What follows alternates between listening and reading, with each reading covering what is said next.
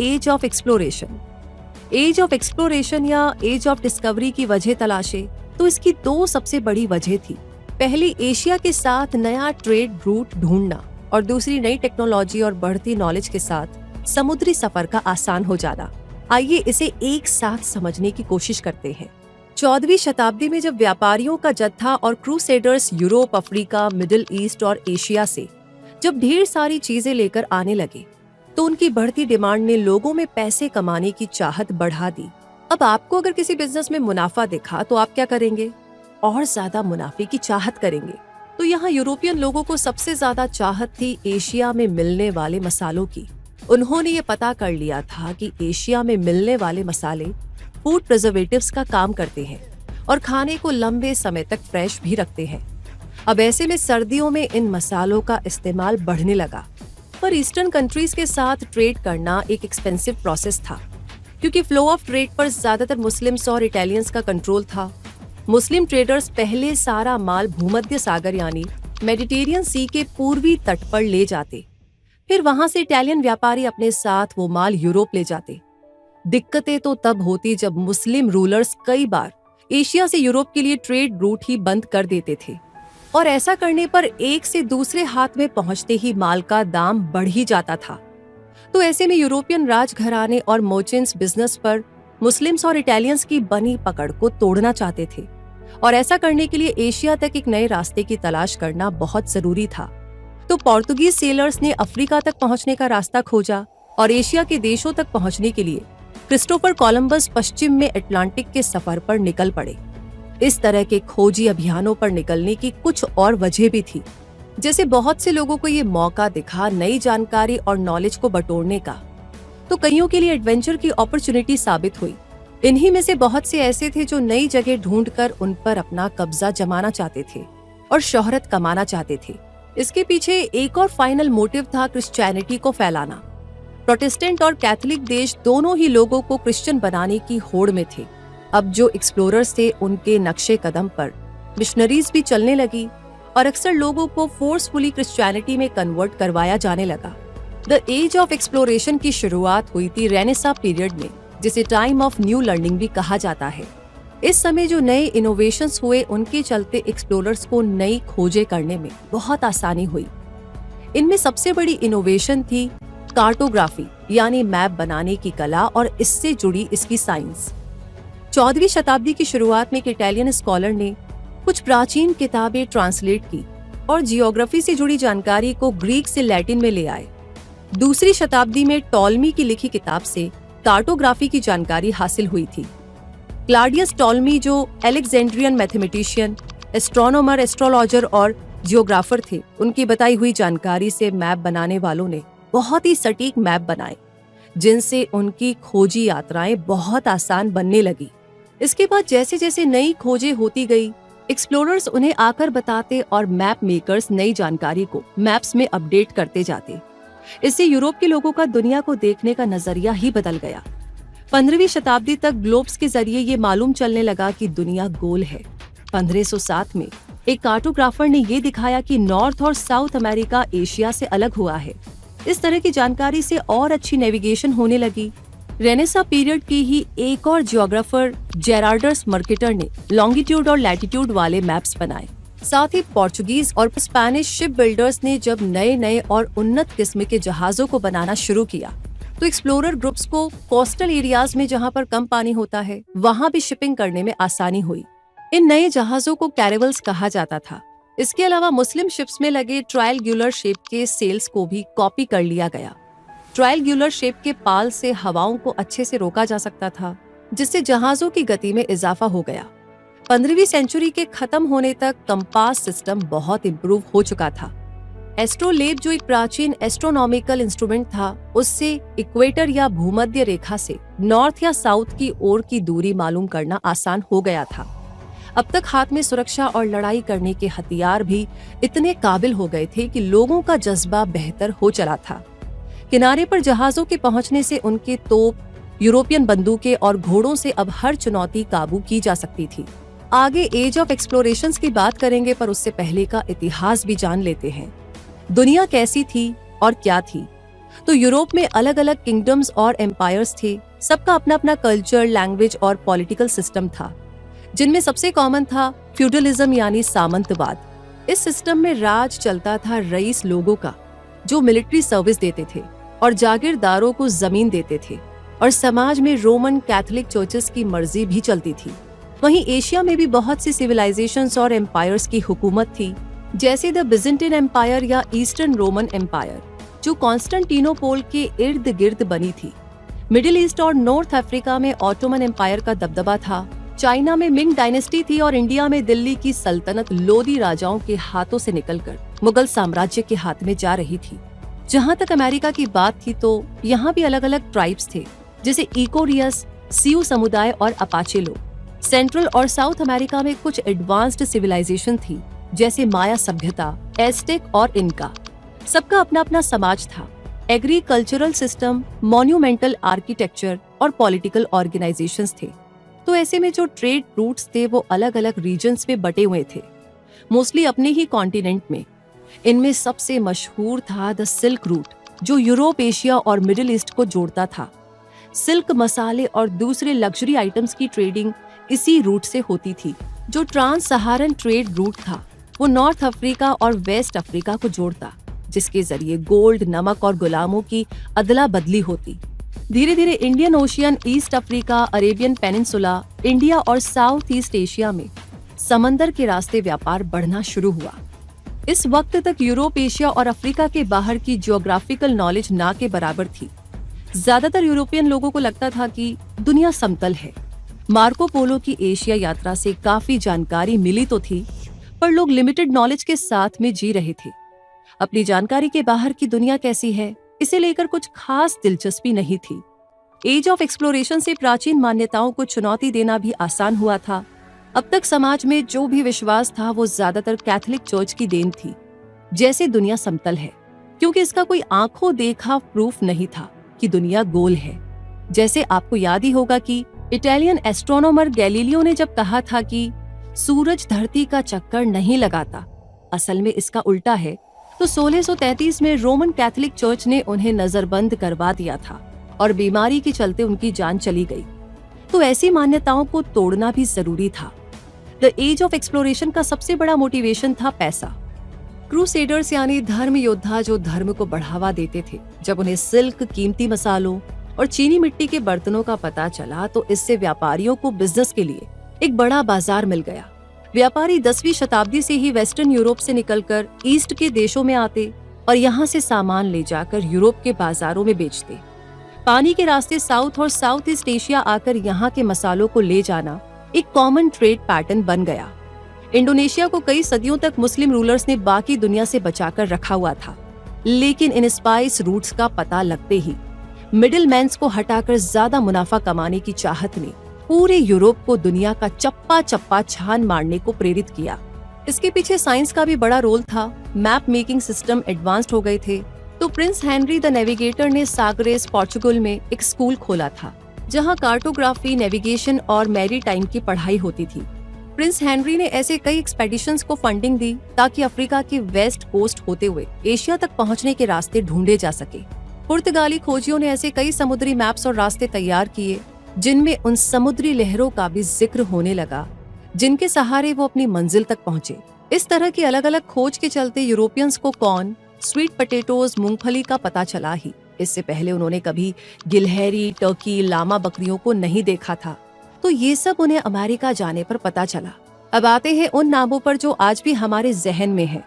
80s और 90s में जन्मे मेरे जैसों के लिए प्राइमरी स्कूल में जब इतिहास और भूगोल से पहली बार हमारा पाला पड़ा था, तब ये नाम हमने सुने थे, जैसे Vasco D gamma, Christopher Columbus और फर्डिनांड मैगलन जैसे नाम शायद ही कभी हम भूलेंगे। ऐश्वर्या राय की मूवी जीन्स में तो एक गाना भी था, कोलंबस कोलंबस छुट्टी है आई, आओ कोई नया मुल्क ढूंढे चल के भाई। वैसे ये गाना काफी पॉपुलर हुआ था। एनीवेज, अब जब जिक्र आ ही गया है तो कोलंबस के साथ ही आगे बढ़ा जाए। क्रिस्टोफर कोलंबस को अमेरिकन हिस्ट्री में एक हेरोइक फिगर की तरह देखा जाता है, जो उन पहले खोजकर्ताओं में से थे जिन्होंने अमेरिका की धरती पर कदम रखे थे। एक इटालियन एक्सप्लोरर होने के नाते उन्हें अमेरिका में जो इज्जत मिली वो सोच से कहीं ज्यादा बढ़कर थी। उन्हें symbol of Italian American identity की तरह देखा जाने लगा। प्रोटेस्टेंट अमेरिकन उन्हें दैवीय व्यक्तित्व के रूप में देखते थे।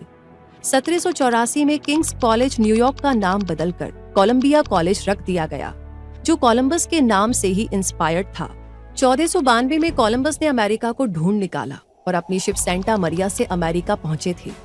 उस समय के ये शिप्स 50 से 70 फीट ही लंबे थे, पर सेंटा मरिया एक हैवी कार्गो शिप था जो अपने साथ वाले शिप सेंटा क्लारा के साथ यूएसए पहुंचा था। इनके शिप्स को कार्वेल कहा जाता था, जो 15वीं सेंचुरी की कटिंग एज टेक्नोलॉजी का नमूना थे। पोर्चुगीज एक्सप्लोरेशंस के साथ शुरू हुई इनकी जर्नी इतनी शानदार थी कि इन कार्वेल जहाजों को जबरदस्त पॉपुलैरिटी मिली। स्लीक डिजाइन वाले ये जहाज हल्के थे और बहती हवा के जोर के साथ पानी में तैरने की इनकी काबिलियत का हर कोई दीवाना था। लेकिन इनकी यही एडवांटेज नाविकों के लिए बड़ी दिक्कत की वजह भी थी। कार्वेल जहाजों में आराम बिल्कुल भी नहीं था और कम गहराई वाली जगहों में या किनारे आने पर इनकी मुश्किलें और भी ज्यादा बढ़ जाती थीं। कोलंबस अपनी यात्रा के दौरान लगभग साल भर का खाना लेकर स्पेन से चले थे। समंदर में खाना टिकाए रखने के लिए उसका सूखा होना जरूरी था, इसलिए स्टेपल में सूखे और नमकीन एंकोवीज और कॉड, मसालेदार और नमकीन बीफ, पोर्क, छोले, दाल और बीन्स जैसे सूखे अनाज के साथ बिस्किट उनके और नाविकों के खाने में शामिल थे। 1492 में जब कोलंबस पहली बार कैरेबियन आइलैंड पहुंचे थे तो वहां जाकर उन्हें पता चला कि लगभग 12,000 सालों के लिए अमेरिका यूरोप, एशिया और अफ्रीका से अनजान था। फिर बेरिंग स्ट्रेट के चलते एशिया और नॉर्थ अमेरिका के वेस्ट कोस्ट के बीच की दूरी मिट पाई। लेकिन सबसे पहले कोलंबस और उसके बाद यूरोपियन एक्सप्लोरेशन की जो बाढ़ आई, उसने ग्लोबल सेपरेशन को मिटाकर रख दिया कि यूरोपियन एक्सप्लोरर्स न सिर्फ अपने साथ कल्चरल एक्सचेंज, एनिमल्स, पेड़ पौधे, अनाज लेकर पहुंचे, साथ ही बीमारियां भी उनके साथ पहुंची। अमेरिका और कैरेबियन आइलैंड के लिए अपनी दूसरी यात्रा में जब साल 1493 में कोलंबस 17 शिप्स और 1000 लोगों के साथ दोबारा पहुंचे तो उनके साथ भेड़, गाय, बकरियां, घोड़े और सुअर भी थे, जो उस वक्त तक अमेरिका में नहीं मिलते थे। अनाज के तौर पर गेहूं, बार्ली, अंगूर और कॉफी भी पहुंची, जो अमेरिका की उपजाऊ मिट्टी में उगाने लायक साबित हुई। इससे पहले अमेरिकन और आइलैंड ऑफ हिस्पैनियोला के लोगों में, जो आज का हैती और डोमिनिकन रिपब्लिक है, वहां स्वाइन फ्लू जैसी बीमारी थी ही नहीं। लेकिन कोलंबस और उनके बाद के एक्सप्लोरर्स के साथ पहुंची इस बीमारी ने ऐसा तांडव मचाया कि सिर्फ पूरी आबादी का 1/3 ही बच पाया। जानकर हैरान आप रह जाएंगे कि 1519 तक जो हिस्पैनियोला रीजन में और फिर वहां से धीरे धीरे अमेरिका में small pox, measles, influenza, chicken pox, bubonic plague, typhus, scarlet fever, pneumonia और मलेरिया ने ऐसा कहर ढाया कि कमजोर इम्यूनिटी के चलते अमेरिकन टिक ही नहीं पाए। इसका एग्जैक्ट इम्पैक्ट तो बताना मुश्किल है, पर माना जाता है कि 1492 में कोलंबस के बाद अगले 100 से 150 सालों में 80 से 90% अमेरिकन इन बीमारियों से मारे गए। इसका उल्टा असर भी यूरोप पर दिखा। जब अमेरिका से यूरोप लौटे नाविकों में सिफिलिस के लक्षण उभरे तो इसका पहला आउटब्रेक देखने को मिला। 1495 में जब फ्रांस के सम्राट द किंग चार्ल्स 8 ने नेपल्स पर आक्रमण किया था, धीरे धीरे ये बीमारी पूरे यूरोप में फैल गई। लेकिन 15 और 16वीं सेंचुरीज में इसका इलाज ना होने के चलते जेनिटल अल्सर्स, रैशेस, ट्यूमर्स, जबरदस्त दर्द और डिमेंशिया जैसे लक्षणों ने यूरोप को हिलाकर रख दिया था। अगर आप उस दौर में होते तो क्या इन समुद्री यात्राओं में निकलते? सोचिएगा इस बारे में। आगे इटली के अलावा आइबेरियन पेनिनसुला के साउथ वेस्ट में बने पोर्चुगल ने भी एक्सप्लोरेशन का वो दौर शुरू किया था जिसने कई मायनों में एज ऑफ एक्सप्लोरेशन को बढ़ावा दिया। इसकी शुरुआत 1341 में हुई जब पुर्तगाली नाविकों ने अफ्रीका के उत्तर पश्चिम से दूर कैनरी आइलैंड्स की खोज की। पोर्चुगल से बढ़ती राइवलरी ने बाद में स्पेन को भी कैनरी आइलैंड्स पर कब्जा जमाने को प्रेरित किया, पर तब तक शिप बिल्डिंग, नेविगेशन और मैप मेकिंग में कहीं आगे निकल चुके पुर्तगाली नाविक अपना रुख मोरक्को की ओर कर चुके थे। यहाँ मुस्लिम रूलर्स का राज था जो सोना, मसाले और दूसरी कीमती चीजों के लिए था। The gateway to the gold. ऐसे ही एक पुर्तगाली एक्सप्लोरर थे फर्दिनांद मैगलन। अपनी किस्मत आजमाने आज हम इंडियंस जैसे कनाडा, मिडिल ईस्ट और दूसरे देशों में पहुंच जाते हैं, उसी तरह मैगलन भी अपने साथ 5 जहाजों का एक जत्था लेकर सन 1519 में स्पेन से रवाना हुए। तब स्पाइस आइलैंड्स की तलाश में ये जहाज नए रास्ते खोजने निकलते थे। मोलुकस इंडोनेशियन मालुकू को स्पाइस आइलैंड कहा जाता था। मले आर्कियोपेलेगो जो इंडोनेशियन आइलैंड था, वो आइलैंड्स ऑफ सेलेबस और न्यू गिनी के बीच था। अपने खोजी अभियान में उन्होंने जो भी रास्ते ढूंढे उसे आज स्ट्रेट ऑफ मैगलिन कहा जाता है, और वो ऐसे पहले यूरोपियन थे जिन्होंने प्रशांत महासागर क्रॉस किया था। ये यात्रा बहुत लंबी और इतनी खतरनाक थी कि 3 साल बाद सिर्फ एक ही जहाज वापस स्पेन लौट पाया था। हालांकि ये मसालों से लदा हुआ था, पर पूरे बेड़े के 270 लोगों में से सिर्फ 18 ही लौट पाए थे। इस यात्रा में एक लड़ाई लड़ते हुए खुद मैगलन की जान चली गई थी, लेकिन उनका एम्बिशन काफी हद तक इस यात्रा में पूरा हो चुका था, जिससे स्पेन के लोगों को पता चला कि दुनिया गोल है और बहुत बड़ी है, कल्पना से परे, समंदरों से घिरी हुई है। मसालों के पीछे यूरोपियन वॉयजर्स के पागलपन की एक सबसे बड़ी वजह थी लौंग यानी कि क्लोव। हमारे आज के घरों में गरम मसाले के तौर पर इस्तेमाल होने वाली ये लौंग अपनी आयुर्वेदिक गुणों के लिए मशहूर है। उस समय जब मैगलन बड़े हो रहे थे, तब लौंग यूरोप में सोने जितना कीमती था। इसे खाने का स्वाद बढ़ाने में, आंखों की रोशनी बढ़ाने में, जैसा कि यूरोपियन लोग मानते थे कि दूध के साथ मर्दाना ताकत बेहतर करने में यूज किया जा रहा था। 1505 में मैगलन और उसके भाई को पोर्चुगीज नाविक बेड़े के साथ साथ इंडिया के लिए भेजा गया, और अगले 7 सालों तक मैगलन ने कई बार इंडिया, साउथ ईस्ट एशिया और अफ्रीका की यात्रा की। 1513 में उन्होंने 500 जहाजों के एक बेड़े के साथ 15,000 सैनिकों को ज्वाइन किया। स्पेन के किंग मैनुअल के आगे जब मोरक्को ने झुकने से मना कर दिया, तो सैनिकों ने मोरक्को पर चढ़ाई कर दी। ये जंग जीत ली गई, पर मैगलन घायल हो गए और पूरी जिंदगी अपाहिज की तरह बिताई। 10 अगस्त 1519 को जब मैगलन ने अपनी पत्नी और छोटे बेटे को अलविदा कहा था, तो वो जानते थे कि शायद दोबारा मुलाकात ना हो। फिर भी वो उन 5 शिप्स के साथ निकल पड़े, जिन्हें आर्मडा डी मोलुकास कहा जाता था। त्रिनिदाद की कमान मैगलन के पास थी और बाकी के 4 जहाज थे, सैन एंटोनियो, कॉन्सेप्शन, विक्टोरिया और सेंटियागो। 3 साल के बाद जब सिर्फ एक जहाज विक्टोरिया लौटा, तो उसमें मैगलन नहीं थे। मैगलन की कुर्बानी जाया नहीं गई। पैसा और शोहरत की चाहत ने उस आदमी को इतिहास के पन्नों में जगह दे दी। जब बचे हुए 18 नाविक यूरोप लौटे थे, तो उनके पास थी स्ट्रेट ऑफ मैगलन की नेविगेशन और मैप। मैगलन की एक्सपेडिशन के बाद यूरोपियन लोगों की ज्योग्राफिक नॉलेज काफी हद तक इम्प्रूव हो गई थी, और उन्होंने उनसे भी आगे एक्सप्लोर करना शुरू किया। मैगलन की इस जर्नी ने मिड ईवल पीरियड में धरती समतल है इस सोच को बदलकर रख दिया। बहुत बाद में यूरोपियन कंट्रीज ने अमेरिका, इंडिया, साउथ एशिया और अफ्रीकन कॉन्टिनेंट में जो कोलोनाइजेशन और इम्पीरियलिज्म स्थापित किया, उसकी नींव कहीं ना कहीं मैगलन की जर्नी से पड़ी थी। भले ही पोर्चुगल के मैगलन ने इस ट्रिप को लीड किया था, पर था तो ये एक स्पेनिश एक्सपेडिशन, क्योंकि मैगलन की महत्वाकांक्षा को पूरा करने के लिए स्पेन ने उसके एक्सपेडिशन को स्पॉन्सर किया था, और इस जत्थे में शामिल थे Greek, Sicily, England, France, Germany और नॉर्थ अफ्रीकन्स। आज के दिन पुर्तगाल में मैगलन को एक गद्दार की नजर से देखा जाता है। प्रशांत महासागर को पैसिफिक ओशियन ये नाम मैगलिन से ही मिला था। जब स्ट्रेट ऑफ मैगलन के रास्ते मैगलन आज के पैसिफिक ओशियन पहुंचे थे, तो उन्हें ये एक शांत समंदर लगा।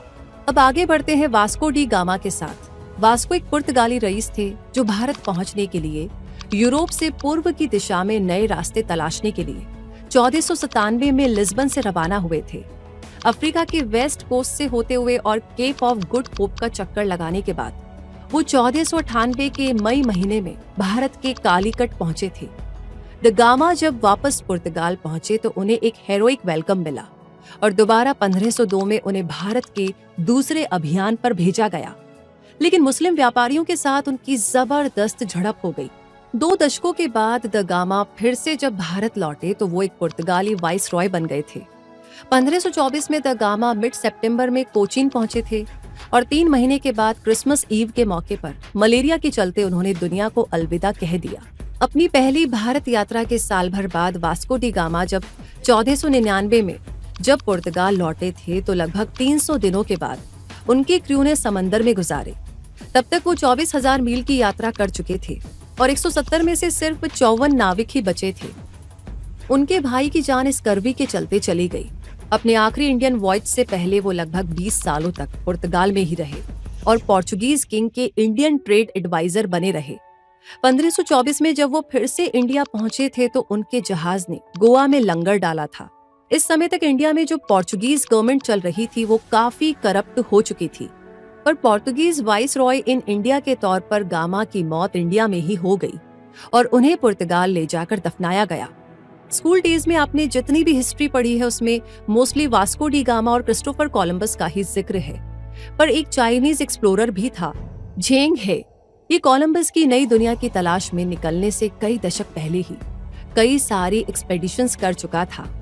1405 से 1433 के बीच झेंग हे ने 7 मेजर एक्सपेडिशंस को लीड किया था। इसका इम्पैक्ट अगली 5 सदियों तक बना रहा। यूं कहें कि पहले विश्व युद्ध से पहले तक वेस्टर्न कंट्रीज ने ऐसी कोई अचीवमेंट हासिल नहीं की थी। झेंग हे जहाजी बेड़े में 28,000 नाविक और 300 शिप्स थी, जिसमें सबसे बड़ा जहाज 400 फीट लंबा और 160 फीट चौड़ा था। और कोलंबस के पास कितने थे? 85 फीट चौड़े 3 शिप्स, जिसमें सिर्फ 90 सेलर्स थे। झेंग हे की टीम में अरेबिक और दूसरी कई भाषाओं के इंटरप्रिटेटर्स भी थे। वेदर फॉरकास्टिंग के लिए एस्ट्रोलॉजर्स थे, तारों का अंदाजा लगाने के लिए एस्ट्रोनॉमर्स थे, मेडिसिनल प्लांट्स बटोरने के लिए pharmacologist, ship repair specialist, doctors और 2 प्रोटोकॉल ऑफिसर्स भी थे, जो जहाजों के कहीं भी पहुंचने पर ऑफिशियल रिसेप्शंस ऑर्गेनाइज करवाते थे। झेंग हे का बेड़ा जब अफ्रीका पहुंचा था तो हे ने आइवरी, मेडिसिन, स्पाइसेस और एक्सोटिक वुड्स के व्यापार को बढ़ावा दिया था। हे के दौरान चाइना और इंडिया सिर्फ इन दोनों देशों के पास ही दुनिया के ग्रॉस नेशनल प्रोडक्ट्स का लगभग आधा था। हे के बाद अगले 100 सालों में जो भी चाइनीज एम्परर्स आए, उन्होंने चाइना को अपने लैंड में समेटना शुरू किया और शिप्स बनाने पर रोक लगा दी थी। तो हमारे पास तो आज जीपीएस, सैटेलाइट टेक्नोलॉजी है, पर एज ऑफ एक्सप्लोरेशन एरा में जो टूल्स यूज हो रहे थे उनमें एस्ट्रोलैब एक बहुत ही काम का नेविगेशन टूल था। इसे कोलंबस और मैगलन ने भी यूज किया था। इसे बनाया तो रोमन एम्पायर में गया था, पर 18वीं शताब्दी तक इसका इस्तेमाल होता रहा। इसे लैटिट्यूड और दिन या रात में वक्त पता करने के लिए इस्तेमाल किया जाता था। साथ ही आसमान में तारों की पोजीशन भी बताता था। इसमें बहुत सारी डिस्क बनी हुई थी और लाइंस खींची हुई थी, जिनसे सही मेजरमेंट मिलती थी। अगला यूजफुल टूल था मैग्नेटिक कंपास, जो शिप की लोकेशन पता करने में और उसे सही डायरेक्शन देने में मदद करता था। कंपास में एक मैग्नेटिक नीडल था जो नॉर्थ में पॉइंट करता और नाविकों को पता चलता कि वो है कहाँ और जाना किधर है। मैग्नेटिक कंपास के अर्ली वर्जन्स चाइना में बने थे, जिसे यूरोपियन लोग ट्रेड करके अपने साथ ले गए। इसका जब यूरोपियन वर्जन सामने आया तो इसमें एक मैग्नेटिक निडल जोड़ दिया गया था। वुडन बॉक्स में रखा ये कंपास नॉर्थ की ओर इशारा करता। इसके अलावा ट्रैवर्स बोर्ड नाम से एक सिंपल सा दिखने वाला पर कारगर टूल भी नाविक यूज कर रहे थे। ट्रैवर्स बोर्ड बेसिकली जहाज की गति बताता था। इससे जहाज की स्पीड और अगले 4 घंटों के लिए इसकी डायरेक्शन मालूम चल जाती थी। इसके बाद एक और यूजफुल टूल था क्वाड्रेंट। अगर सेलर्स इक्वेटर के उत्तर में होते और आसमान साफ होता तो डायरेक्शन पता करने के लिए सेलर्स डिपेंडेंट थे नॉर्थ स्टार के ऊपर। अब नॉर्थ स्टार की हाइट नापने के लिए वो क्वाड्रेंट का इस्तेमाल करती। हाइट पता चलते ही शिप का लैटिट्यूड भी मालूम चल जाता। इसके अलावा क्वाड्रेंट से किसी बिल्डिंग और पहाड़ की ऊंचाई भी पता की जा सकती थी। तोप की गोलों से जब सही निशाना लगाना होता तो भी क्वाड्रेंट से काम लिया जाता था। एल्टीट्यूड का पता करके लैटिट्यूड का अंदाजा लगाने के लिए क्रॉस स्टाफ और बैक स्टाफ का इस्तेमाल होता था। क्रॉस स्टाफ लगभग 3 फीट लंबा होता था, जिसे ट्रांसम कहते थे। इसमें क्रॉस पीस था और 4 मूव होने लायक क्रॉस पीसेस थे। ट्रांसम को नॉर्थ स्टार की सीध में रखा जाता, या तो एक छोर सूरज की ओर और दूसरा हॉरिजन की सीध में। इससे नेविगेटर्स को सही लैटिट्यूड मालूम चल जाता। इसकी एक दिक्कत ये थी कि दिन में सूरज की रोशनी की ओर रखने से लोगों की आंखों पर इसका बुरा असर पड़ता था। इतिहास में आपने तो ये पढ़ा ही होगा कि जर्मन इन्वेंटर जोहानेस गुटेनबर्ग ने 1440 में एक बेसिक प्रिंटिंग प्रेस बनाया था। 1454 आते आते गेटेनबर्ग का ये प्रिंटिंग प्रेस कमर्शियल यूज के लिए अवेलेबल हो गया। तो एज ऑफ एक्सप्लोरेशन के दौर में जब पूरा यूरोप दुनिया को अपनी नजर से देखने के लिए निकल रहा था, तब प्रिंटिंग प्रेस ने उन खोजी अभियानों के लिए रॉकेट फ्यूल का काम किया। कार्टोग्राफी से ऑलरेडी मैप मेकिंग का काम बहुत एडवांस हो चुका था और उन्हें ज्यादा से ज्यादा क्वांटिटी में नाविकों के हाथों में पहुंचाया गया।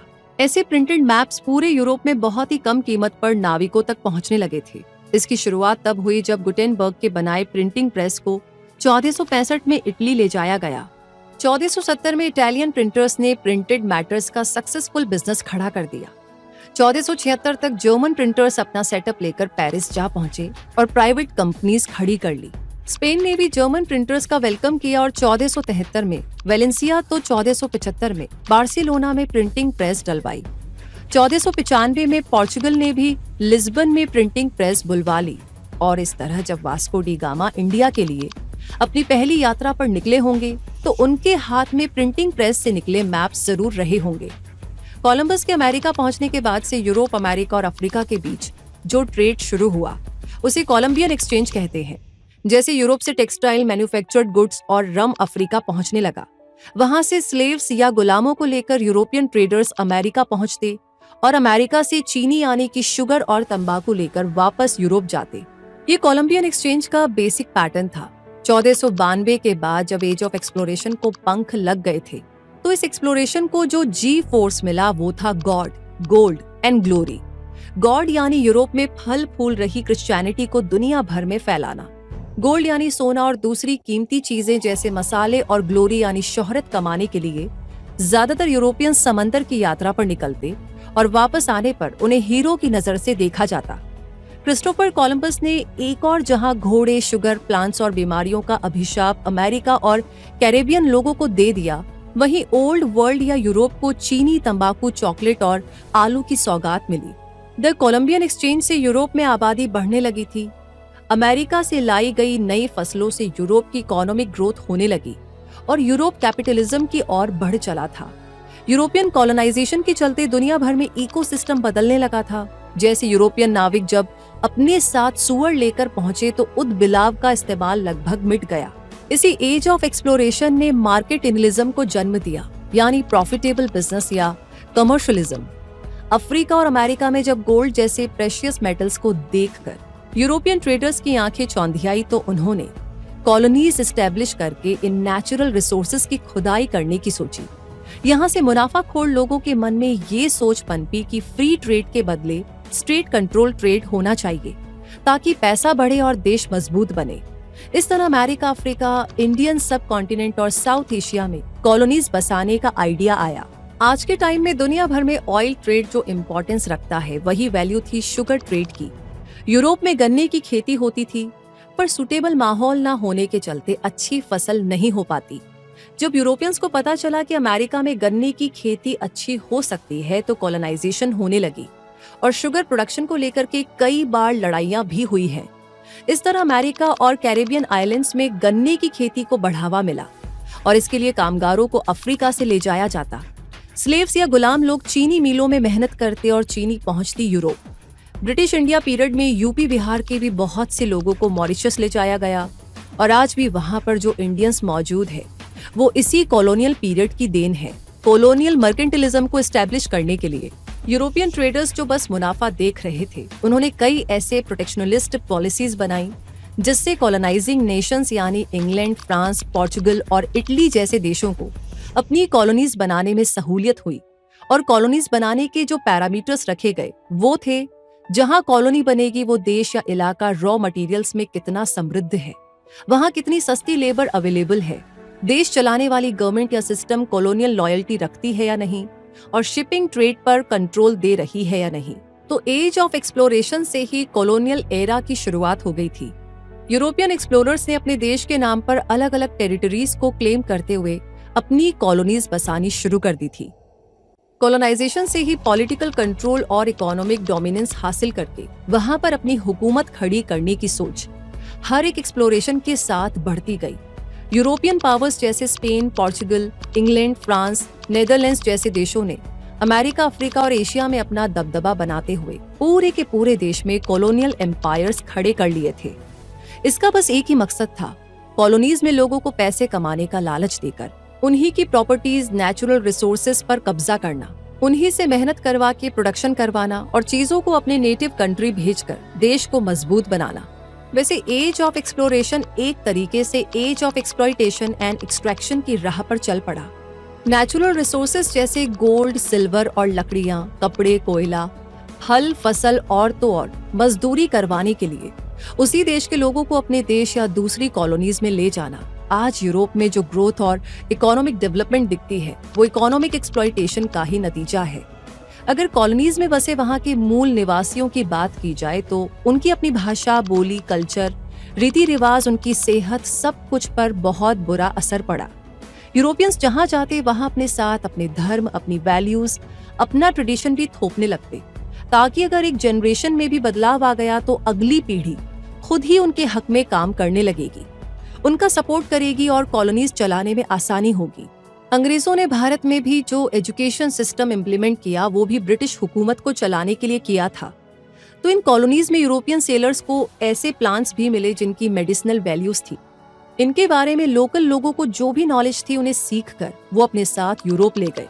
वो प्लांट्स जो यूरोप में नहीं उगते थे उनका भी भरपूर एक्सप्लॉयटेशन हुआ और यहीं उनकी खेती को बढ़ावा देकर वो सारा माल अपने साथ ले जाते, जैसे क्वाइनाइन, कोका और तंबाकू। तंबाकू को तो ये कहकर यूरोप में पॉपुलर बनाया गया कि इसे पीने से सरदर्द कम होता है। जैसे जैसे लोगों को इसकी लत लगती गई, मुनाफे के चक्कर में जहां जहां भी कॉलोनीज बसी वहां या तो इसकी खेती शुरू कर दी गई या तो एक्सपोर्ट और इम्पोर्ट बढ़ा दिया गया। अगर लिटरेचर की हम बात करें तो जो भी नाविक इन यात्राओं से लौटते वो अपनी आंखों देखी बात बयां करने के लिए अपना एक्सपीरियंस लिखते और ये धीरे धीरे यूरोपियन लिटरेचर का हिस्सा भी बनने लगा। इनमें शामिल थे Christopher Columbus, Bartolome, Alwar Nunez जैसे एक्सप्लोरर्स जो अलग अलग बैकग्राउंड से भी थे और अलग अलग सोच विचार रखते थे। कोलंबस जब पहली बार अमेरिका पहुंचे थे तो उनकी सभी राइटिंग्स में ज्यादातर जानकारियां नई नई जगहों की ही थी जिन्हें यूरोप ने कभी देखा नहीं था। ज्यादातर नाविक जब अपनी यात्राओं से लौटते तो वो या तो डिग्नेटरीज को चिट्ठी लिखते या तो सम्राट को।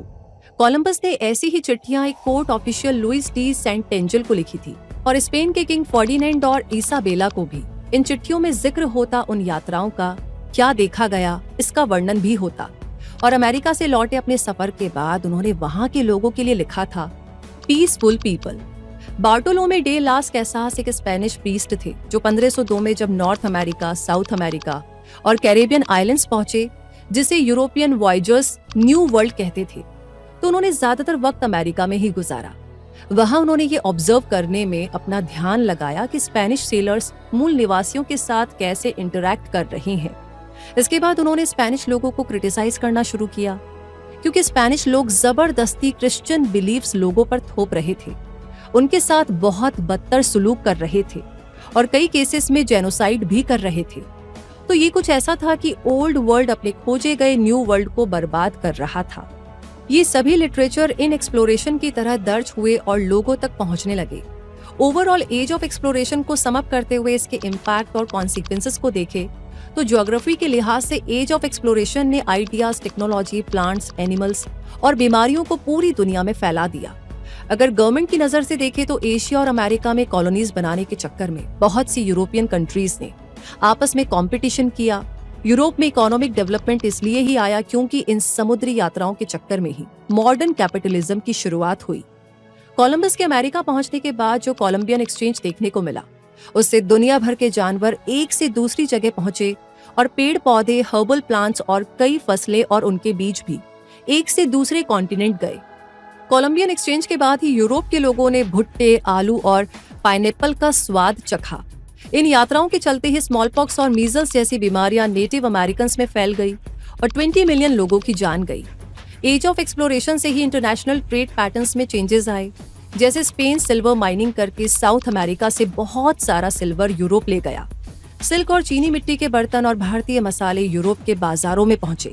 ट्रायंगुलर ट्रेड यानी यूरोप, अमेरिका और अफ्रीका के बीच लेन देन बढ़ा, जिससे अफ्रीकन लोगों को वेस्ट इंडीज में गन्ने के खेतों में काम पर भेजा गया और अच्छी क्वालिटी का शुगर पहुंचा यूरोप। एक्सप्लोरेशन के चलते कल्चर को बढ़ावा मिला, जैसे नाविक जहां भी जाते वहां पर क्रिश्चियनिटी को फैलाने लगते। स्पेन और पोर्चुगल ने भी ऐसा करना शुरू कर दिया था। अरेबियन कॉफी और अमेरिकन शुगर का ड्रिंक बहुत पॉपुलर हुआ। आगे चलकर ये खोजी दल अपना अपना एरिया डिसाइड कर लेते और वहां पर अपना डेरा डाल लेते। इस तरह पुर्तगाल ने अफ्रीका, इंडिया और ईस्ट एशिया में अपने पैर मजबूत किए, तो सिल्वर गोल्ड माइनिंग में प्रॉफिट देखते पेरू और मैक्सिको में टिके रहे। इस तरह से डच लोगों ने ईस्ट इंडीज ट्रेड को पकड़ा तो न्यू नेदरलैंड्स वालों ने अमेरिका में अपनी बस्ती बनाई। 16वीं शताब्दी आते आते यूरोपियन एम्पायर्स मिसिसिपी रिवर से लेकर कैरेबियन तक जा पहुंचा। फिर यूरोपियन इकोनॉमी में जो भी स्पीड देखने को मिली उससे कैपिटलिज्म की शुरुआत हुई और इकोनॉमिक सिस्टम प्राइवेट ओनरशिप में कन्वर्ट होने लगा। बड़े मुनाफे को देखते हुए खोजी यात्राएं पहले ट्रेड वेंचर बनी और उसके बाद कॉलोनाइजेशन का दौर आ गया। इस समय तक सिर्फ कॉटन इंडस्ट्रीज में ही मैन्युफैक्चरिंग हो रही थी। एज ऑफ एक्सप्लोरेशन ने ही मर्केंटिलिज्म को जन्म दिया, यानी किसी भी देश की पावर और संपत्ति इस बात पर डिपेंडेंट है कि वहां पर कितनी वेल्थ है। इस तरह से न्यू वर्ल्ड में मिलने वाला सोना चांदी और रॉ मटेरियल्स का यूरोपियन बाजार खड़ा हुआ। वैसे आज हमारे पास इंटरनेट है, जीपीएस और सैटेलाइट टेक्नोलॉजी है और एआई से लेकर एडवांस्ड कंप्यूटर सिस्टम्स तक है। तो अगर आप स्टूडेंट हैं या कुछ कर रहे हैं तो आपके पास ये मौका है कि आप ज्यादा से ज्यादा एक्सप्लोर करें। यूट्यूब पर तमाम तरह की वीडियोस और गाइडलाइंस है जिनको फॉलो करके आप अपनी खुद की एक्सप्लोरेशन को अंजाम दे सकते हैं। आज एक्सप्लोर करना बहुत आसान हो गया। आप नई जगहों पर अकेले जा सकते हैं, लाइव लोकेशन शेयर कर सकते हैं, मदद मांग सकते हैं और घर बैठे बैठे समंदर की गहराइयों में पहुंच सकते हैं। तो इस तरह के एडवांटेजेस को एंजॉय कीजिए और एज ऑफ एक्सप्लोरेशन का अपना वर्जन तलाश कीजिए। तो मिलते हैं जल्दी ही, तब तक के लिए रूबी आपसे कहेगी धन्यवाद।